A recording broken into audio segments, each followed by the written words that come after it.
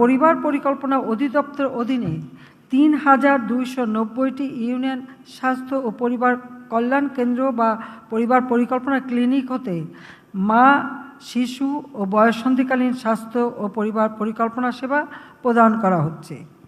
এর মধ্যে ২,২০০টি কেন্দ্র হতে সার্বক্ষণিক স্বাভাবিক প্রসব সেবা প্রদান করা হচ্ছে। প্রসূতি সেবা প্রদানের জন্য এসব কেন্দ্রে ৪ জন করে ধাত্রী নিয়োগের পরিকল্পনাও গ্রহণ করা হয়েছে। তাদের বিশেষ ট্রেনিংয়ের ব্যবস্থা আমরা নিয়েছি। ২০১০ সালে জাতিসংঘ সদর দপ্তরে আয়োজিত এক অনুষ্ঠানে আমি ৩০,০০০ ধাত্রী নিয়োগের অঙ্গীকার করেছিলাম।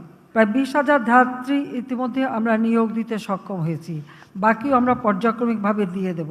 মাতৃ স্বাস্থ্য সেবায় জরুরি প্রসূতি সেবা নিশ্চিত করতে ফ্রি অ্যাম্বুলেন্স সেবা চালু করা হয়েছে। মা টেলিহেলথ সার্ভিসের মাধ্যমে প্রসূতি মায়ের